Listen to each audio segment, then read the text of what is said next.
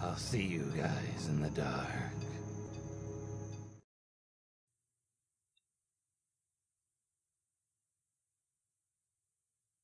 This happened yesterday, but it has a huge amount of backstory. So to begin, if you check my post history, you'll see I often give advice to victims of abuse and have re-encountered my own domestic violence. I have 4 kids, one who is 28 and has Asperger's, and my husband and I take care of him. Good kid, a little eccentric. My middle 2 are a 16-year-old son and a 14-year-old daughter, both who have ADHD. The son more severe than the other, and I have a little one who has just turned 4. First, I was with a much older man that I had my first son with. He had girlfriends, lots of them. I left after 10 years. I thought maybe some of his behaviors were due to his generation and some macho viewpoints. I met a younger man. I thought, well, he'll understand the female view. Was raised by a single mom. I had just gotten involved with a pit bull that would never let go. It started slowly. He would say things when angry that I didn't take personally because they weren't true. Tried but failed to destroy my self-esteem. He liked to wrestle with me playfully. I should have taken note when the dog didn't like it one day and tried to bite him. I think he sensed the actual intent. He was testing to see if I could take him, I think. Then there was a push, a shove. I made a big deal out of it, but he was sorry. He finally got a job. His first paycheck went to the booze and drugs. He was a user, mostly of me and my kindness. I wasn't happy and wanted to get him out. I sensed that this would be difficult. I started to have fainting spells. I found out that I was pregnant. By this time, there had been a few incidents of slapping. The doctor went through the questionnaire, and I was truthful. I was being abused. I did some reading, noticed there was a time pattern. 6 days. I am sorry. Tension building, explosions. 6 days in between. I knew one was coming, so when he was yelling at me, I told him to slap me. Go ahead. That's what you want to do anyways. He said I was crazy and left the room. I avoided it that time. The buildup was worse because he didn't get to hit me.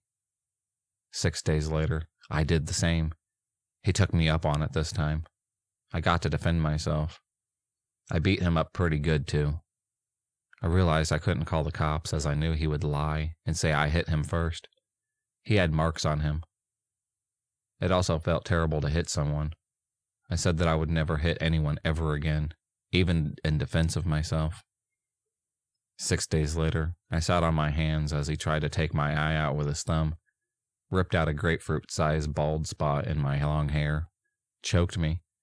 He said he was going to kill me and the baby inside me. I pressed charges after I rewired the phone into the wall. I was almost 3 months pregnant at this point. I went into hiding while the police found him a month later. He harassed one of my friends so bad at work she almost lost her job. I had the baby and got full custody.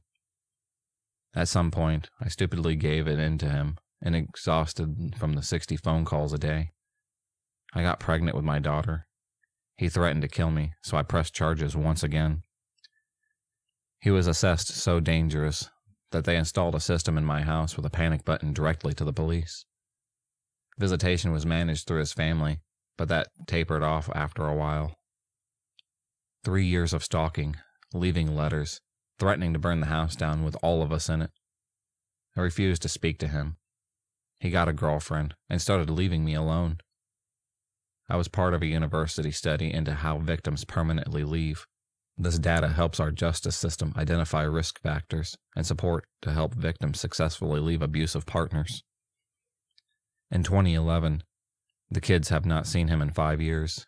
No visits, no contact from his family to set that up. He files for sole custody, saying I kept the kids from him. I spent $12,000 just to get the pre-trial. He was arrested doing a B&E during this. Drug testing, alcohol counseling, supervised visits. He refused to get the counseling. They closed the file, He abandoned them again in front of the court this time. A few months later, he was arrested for DUI and went to jail. Shortly after this, I got married to a high school friend I had been with for 4 years. Yesterday, we came home from work. My husband works in security. He was dressed and ready to go. My daughter and baby son were with us.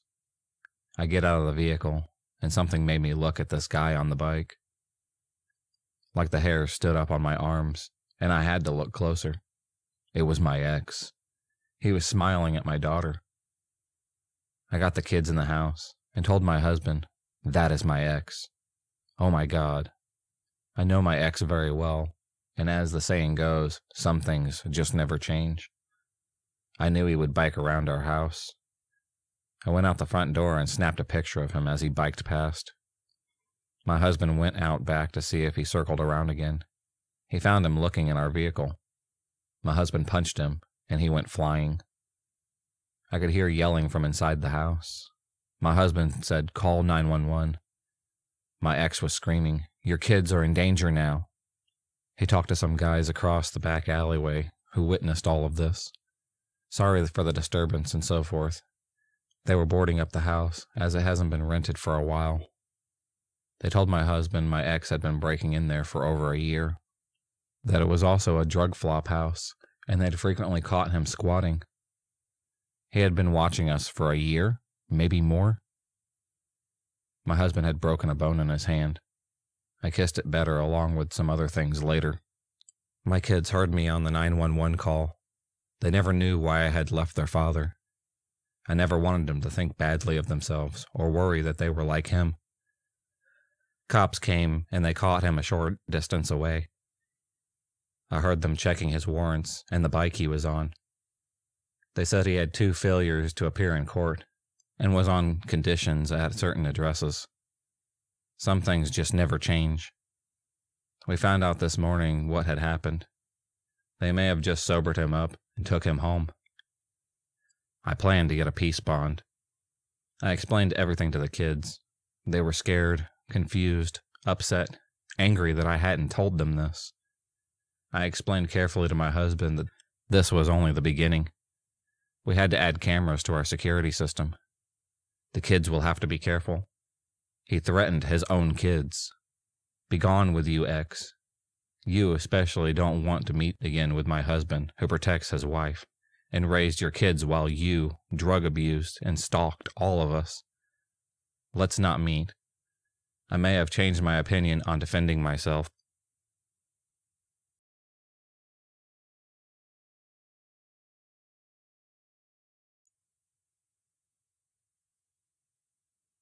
So this happened last year, lasting around 9 months. I'm from Bermuda, yes, like the triangle, and I was in Leesburg, Florida for college. I've always had a hard time making friends, and since I was new, I had an even harder time. So I used Tinder to find friends or potential partners. I was on Tinder one day after striking out with someone previously. I saw my ex's profile and figured I could do worse, so I swiped and we matched. I realized now that this was just a rebound. He told me he was in an open relationship at the time and about things his boyfriend did to him. So I felt bad for him. During the first 2 dates, nothing seemed out of the ordinary. I spent a few days over at his parents' house and found out that his home life was like, which made me feel even worse for him. Turns out he'd been homeschooled all his life, and his parents were, and still are, degenerates. One night we were at his place, and he told me he loved me, and it had only been a week at this point. Honestly, that alone should have been a red flag, but I ignored it. Fast forward to when I was in Bermuda for the summer. It was 4.5 months of agony. At the time, my ex was overly dependent and problematic. If I said even the slightest thing wrong, normally talking points, like things I noticed that were particularly unhealthy, or things that impacted me negatively, I was in for at least an hour of self-pity. I was stressed every day. I was pretty much having to walk on eggshells for 4.5 months to the point where I nearly dumped him. I should have at this point.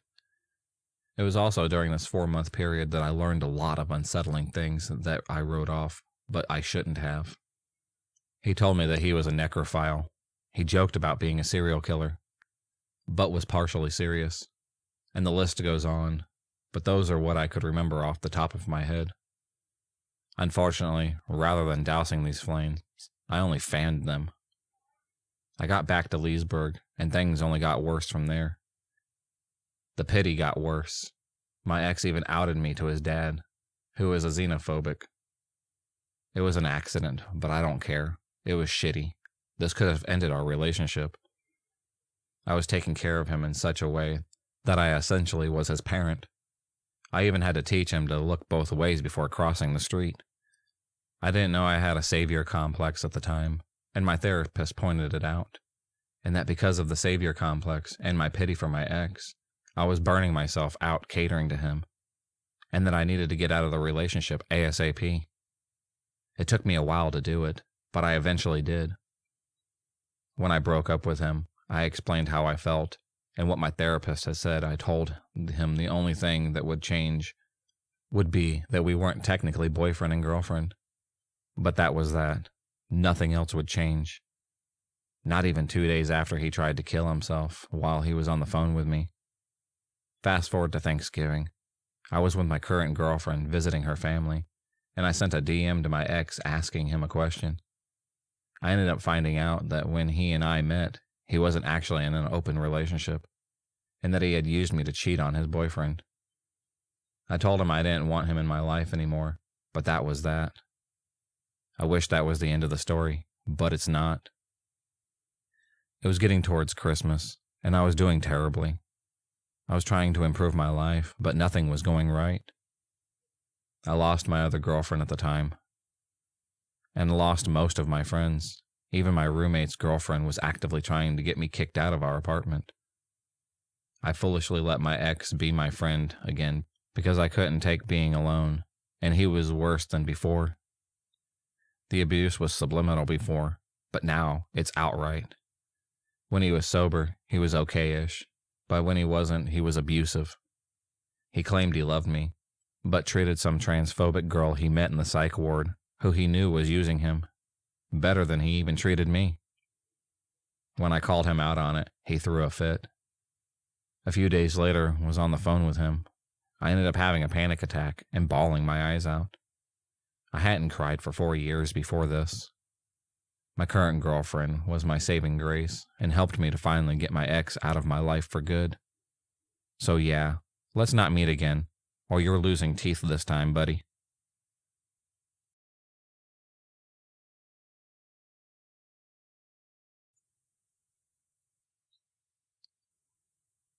I'm 19 and female.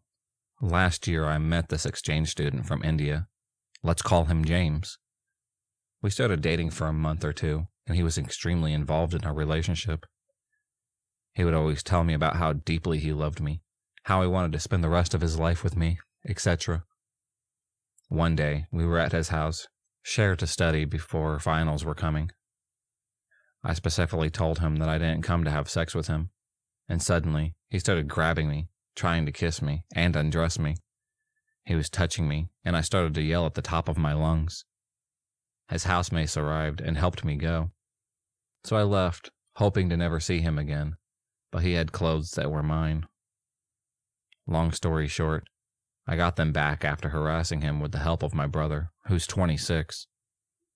A few months later, I had forgotten about him and was visiting my home country, Algeria, when my friends from uni called and told me that James was uni looking for me, and that my friends found him waiting outside my lecture asking for me and my friends to help from my class.